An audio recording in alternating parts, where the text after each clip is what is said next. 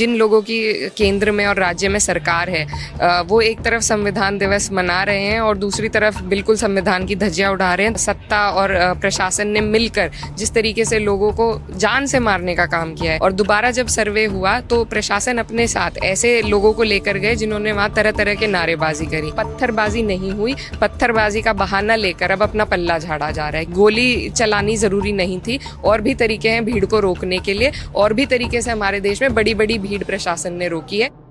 देखिए, संविधान हमारे देश, अगर हमारा देश शरीर है तो संविधान उसकी जान है, और इस जान के माध्यम से ही हमें जीने का अधिकार है।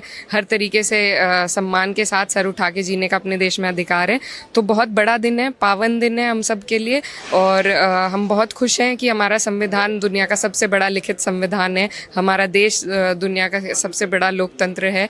तो बहुत बड़ी उपलब्धियां हैं देश की, और उसकी खुशी मनाने का आज दिन है। तो बहुत अच्छा पावन दिन है। देखिए, इसीलिए हमारी पार्टी ने बॉयकॉट किया सेलिब्रेशंस को, क्योंकि हमारे प्रदेश में ऐसी घटना हुई है जो संविधान के ऊपर ही एक काला कलंक लगाती है। क्योंकि जिन लोगों की केंद्र में और राज्य में सरकार है वो एक तरफ संविधान दिवस मना रहे हैं और दूसरी तरफ बिल्कुल संविधान की धज्जियां उड़ा रहे हैं। तो आज के पावन दिन पर हमें उचित नहीं लगा कि हम ऐसे लोगों के साथ खड़े होते नजर आए, और बहुत अफसोसजनक घटना है। दिल बहुत दुखी है इस घटना से कि किस तरीके से सत्ता और प्रशासन ने मिलकर जिस तरीके से लोगों को जान से मारने का काम किया है। तो आज संविधान दिवस के दिन इन बातों पर चर्चा करते हुए मन बहुत दुखी है। देखिए, असामाजिक तत्व जो कोर्ट का आदेश था उसके बाद एक सर्वे हो चुका था, बहुत ही प्यार से वो निपट चुका था मामला। लेकिन दोबारा क्योंकि प्रशासन ने सर्वे की वो करी,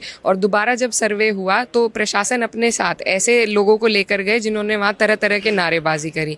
प्रशासन को खुद समझना चाहिए था कि इतना गंभीर विषय, जहाँ दो धर्मों के धार्मिक स्थल की बात है, ऐसे विषय में कौन उनके साथ जा रहे हैं और क्यों जा रहे हैं। उनको बिल्कुल एकांत में जाना चाहिए था, पूरी कड़ी सुरक्षा के साथ सचेत होकर जाना चाहिए था। लेकिन वो जानबूझकर अपने साथ ऐसे लोगों को ले गए जो चिढ़ाते हुए गए, नारेबाजी करते हुए गए, और दूसरी तरफ वालों ने विरोध किया। पत्थरबाजी नहीं हुई, पत्थरबाजी का बहाना लेकर अब अपना पल्ला झाड़ा जा रहा है। क्योंकि ये बहुत आसान तरीका है प्रशासन के पास कि पत्थर मार रहे थे इसलिए गोली चला दी। गोली चलानी जरूरी नहीं थी, और भी तरीके हैं भीड़ को रोकने के लिए, और भी तरीके से हमारे देश में बड़ी बड़ी भीड़ प्रशासन ने रोकी है। तो ये तो सिर्फ पल्ला झाड़ने की बात, ये सोची समझी साजिश है, षड्यंत्र है। पहले बहराइच में आगजनी करने की कोशिश करी थी भाजपा द्वारा, अब वो नहीं चला तो वहां उनका पर्दाफाश हुआ, अब यहाँ पर कोशिश की है। ये अपना लगातार माहौल बनाने के प्रयास में है, क्योंकि चुनाव इनको दिख रहा है ये हारेंगे, बिल्कुल हारेंगे। इसीलिए चाह रहे हैं कि आगजनी कैसे न कैसे हमारे प्रदेश में हो जाए,